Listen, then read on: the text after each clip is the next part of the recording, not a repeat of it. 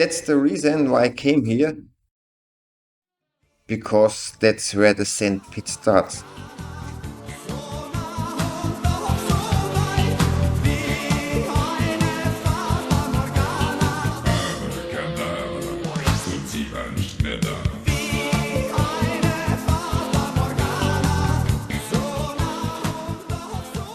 I started the day by firing up the stove and then immediately make myself a cup of coffee. Here it is. Maybe you can see it better against the light, because the sun is already coming up in the back. It's just after 6 a.m. and it was around 15 degrees earlier, maybe even a little below that. In any case, the sun is coming up against in the east, of course. At the top, you can still see the crescent moon on the camera. Below it is a tiny sparkling star. Of course, I have no idea which one it is. In this direction, it's still more blue and gray. My tent is barely visible on the camera. They're still too dim to manage that, but at least you can see the windscreen. As I said, I'll put the coffee on now and then I'll get back on the road without any stress. Greetings to the girls, hello to the boys. It's now 8:45. I'd said I'd take my time and not stress myself. I've been thinking about whether to take back on the road because this wetland L shot is supposed to be difficult to ride. It's probably very strangers and you don't really get anywhere. And secondly, I mapped out part of my route through the area myself, and I'd say it's impassable. But I've decided to try night mode today, at least on my phone. This makes the screen dark and hopefully makes the line easier to see. But then you can't see the regular roads anymore. I've already ridden half a kilometer and it's okay to float on the flush, but steering is not allowed. And it's difficult to get up now. You can see the moisture. It's not a mop because the handlebars were on the ground, so at least I saved myself the penalty stroke. A second time, even light isn't always light enough, at least not for me. Now it should work in theory. Let's see, 490th attempt. Take the tire off and the saddlebag too, put the main part down there. And then it's up on the first time. That mean I got completely glued in the mud. No wonder you need more attempts. Now I have to think about whether I want to keep drilling around in this wetland. Please don't get me wrong. Or risk the detour via the road. Now I'm riding along the mud again. It's slippery and wobbly, but there are tracks along the side. You have to be extremely careful when turning. There's a little less air in the front tire anyway. I let some out in the morning. And if you don't steer and just ride on it, it floats anyway. I briefly opened the steering damper before riding through the bushes, otherwise you can't counter steer. Now I've closed it completely, I'll lose it up a bit. I'll try to ride a curve again, if you can call it that. And now it's actually working. You just have to find a line and stay as far outside of that as possible. Or accelerate probably. I also let some fuel tipping it over. I saw it over the overflow. It ran out nicely, flowed out. I'm staying on the side now and I'm taking really long curves and I'm not going to ride across, but always stay close to the bushes. Because when it's over at some point, it might not be that far until you reach firmer ground. I think I'm riding in third gear now, what we do have 50, 46 on the GPS. So 50 on the cover speedometer, rounds per minute 5000, you can leave it as it is. So I'm going to try my luck again on my marked route. actually riding off-piste now, towards my yellow line. But there is no path far and wide. You can see tracks here and there, single track. There was one just now, but nothing more. As I said, it's possible. It's relatively firm there, not so slippery, and you just have to pump and hop over the hills on after the other. So hopefully the front wheel won't slip away, otherwise you'll end up laying there again. And lo and behold, there's another flat section coming, which means we'll probably be stuck in mud again. No, it's fine.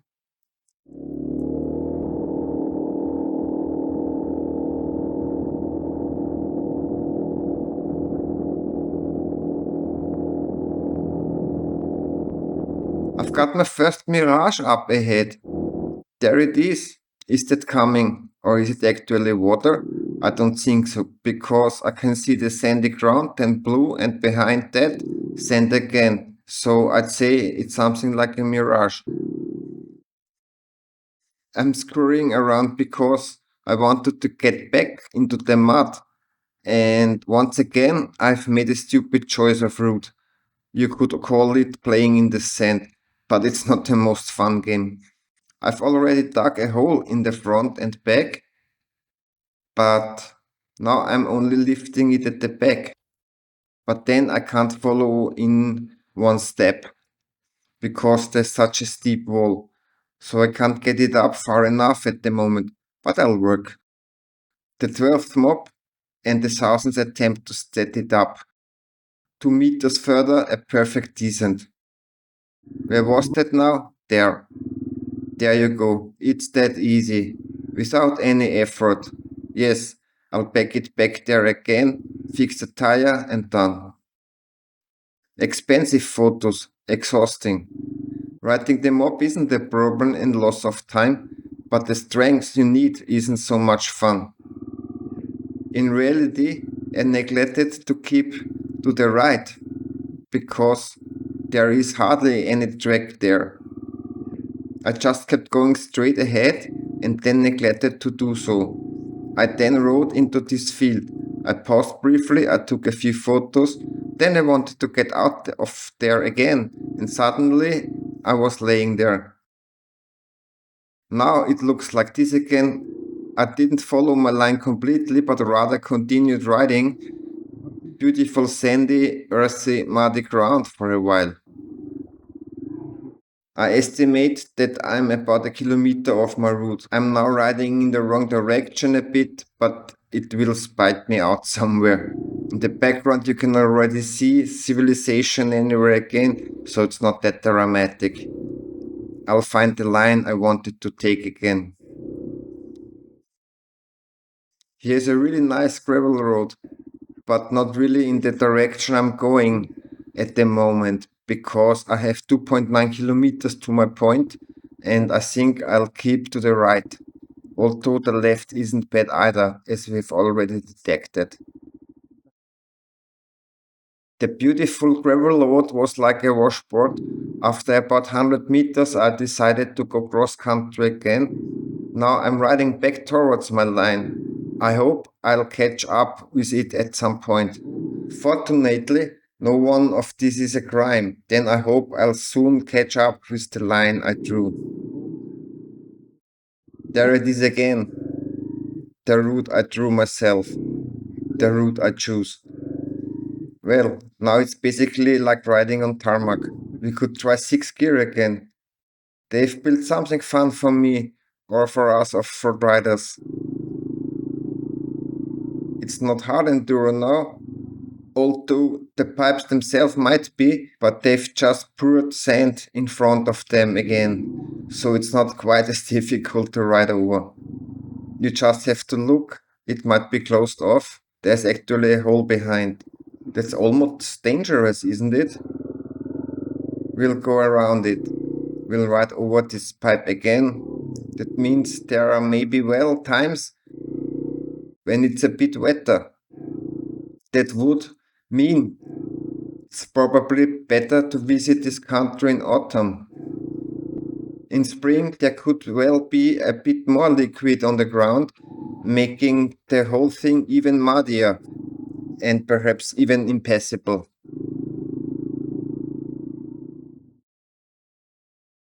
I've now realized what it's like to ride in this mud. You think it's solid, but as soon as you leave those worn or packed tracks, you could say you have to shift down 2 gears. The revs really drop, or rather, you have to accelerate much more to keep going. Yes, it's not dramatic, but you have to steer with extreme caution. Actually, it's a lot of fun. You can easily ride 70, 80, not speedo, but GPS. You can actually make good progress. Don't be sparing with oil, but also don't be sparing with water, in the sense of taking enough with you. I've now ridden, I don't know, maybe 50 kilometers. It was pretty full in the morning, and because of the two falls, it's already empty. Not because it ran out, but because I basically sucked the liquid out of it, this drinking bag.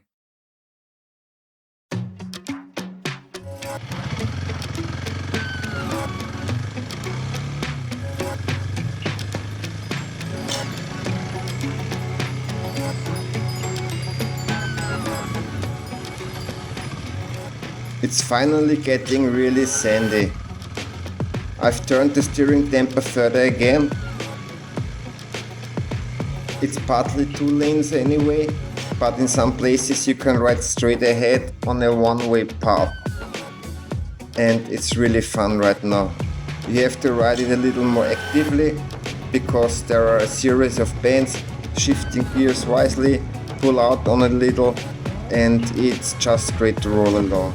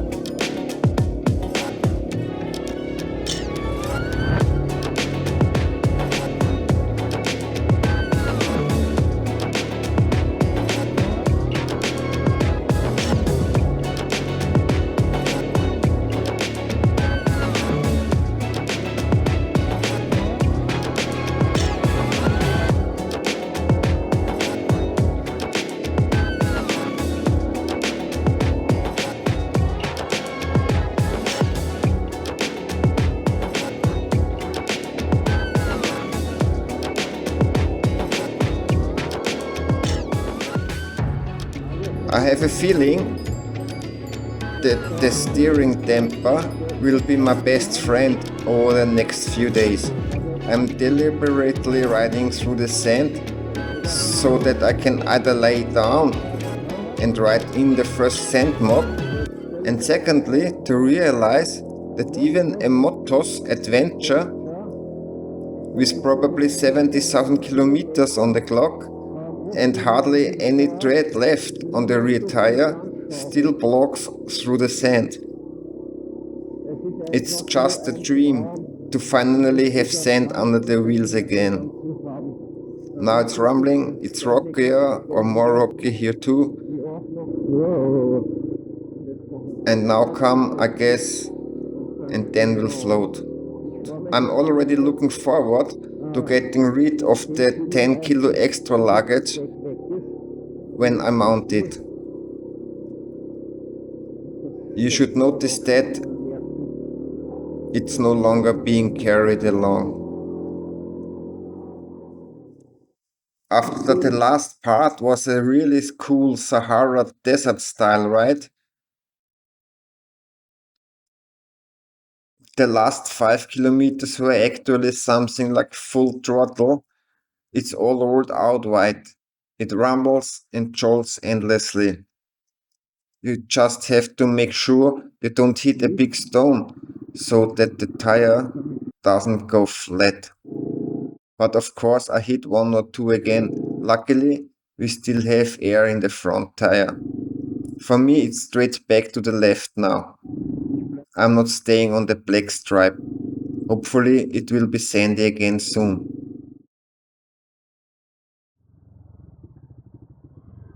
Now it's getting exciting, slowly but surely. Wherever the track continues, I have no choice but to follow the line on the sat nav. But I can see one over there. Endless sand, hopefully from now on. Well, it doesn't have to be too much. There was already a bit today. I'll take a break now, maybe take a few photos, and then I can lay the moped down again. Then I'll have my strength back. That's the reason why I came here, because that's where the sand pit starts. The path should continue somewhere there. I'll just surf through it elegantly. Fortunately, I have experience with sand, not only from my childhood in the sandpit, but also from Morocco and especially from Oman. That was all a long time ago. That's why it's so nice to play in the sand again. And I hope I won't have any more falls. But I've taken a break and regained my strength. And now, of course, with less fuel, it might be easier to lift up. I don't want to jinx it, but I'm going to tackle it again at a glance pace. I still have about 25 kilometers to go as the crow flies. If I could just push through, it would be 25. Maybe it will be 30, you never know, but I'll see. I'm going to pull myself together now, helmet on, earplugs in. I'll leave the air as it is. The motors is still working anyway, but I'll still retire it at some point because I want to slowly get the tires I have on the back of the luggage. Yes, extremely difficult to pick up because you can't get a proper grip. And after all, the weight almost 10 kilos. This one is 5'8", 5'9", and the other one weighs about 5 kilos or something, or maybe even more. That's what it looks like in Bulgaria on the way to somewhere. That's it for now. Hopefully, we see each other again soon.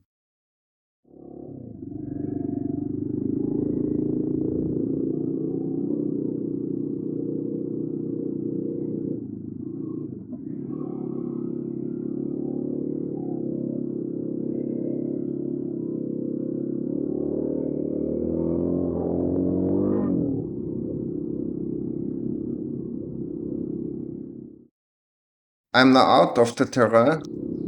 The black ribbon has me back a few hundred meters to the petrol station. There's also a tiny little village there. I'd actually like to stay there. If I can't find a room, there is a very large town about 20 kilometers away on the asphalt road. Then I'll ride there, and it's already non existing. That's how I would interpret it. So obviously, I'll be continuing to the capital. Yeah, I think it's something like the capital of the province or of the federal state, so to speak. But I'll find out more about it anyway using the navigation aid.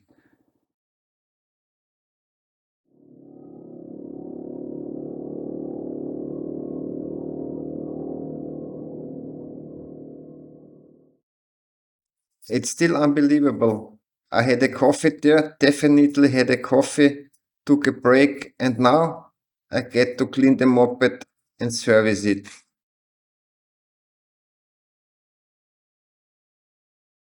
Oh, that's good progress.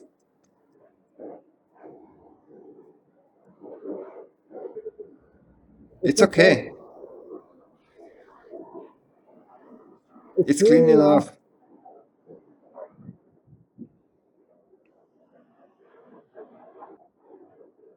Now I'm even getting help there. That's really the worst thing. How nice is that? It makes working on it fun again. Perfect. Shukran. We can work on that. I've already met friends again, and the young man is so nice and is helping me draw my man over the board line. May I introduce you to Sheki? Sheki? He's so nice and is drawing the line. And now there's the 12th mob, a very long one. Yes, thank you, shukran. Shukran. It's a big fall. Yeah, it was a big fall. So much for drawing lines. Tomorrow the next ones will be added. After I was able to wash the moped this afternoon in Riyadh and his brother's garage, they suggested that I can sleep at their place. Unfortunately, when you sleep in the flat, the hosts have to the hosts put it in writing and do a lot of paperwork. And now I'm actually allowed to sleep in the garage, which I don't mind at all. There is my Asuro. That's where I will bed down. And as soon as I wake up in the morning, I can start adjusting the valves. Yeah, that was a brief report. But what's even worse is that an aunt from his family died and there was a funeral and then there was a men's gathering and I was taken there and had couscous with the men and yes, I think I was warmly welcomed there. And that's why I was lucky to have packed a shirt at home. If there's anything where you might need to be a little more dressed up,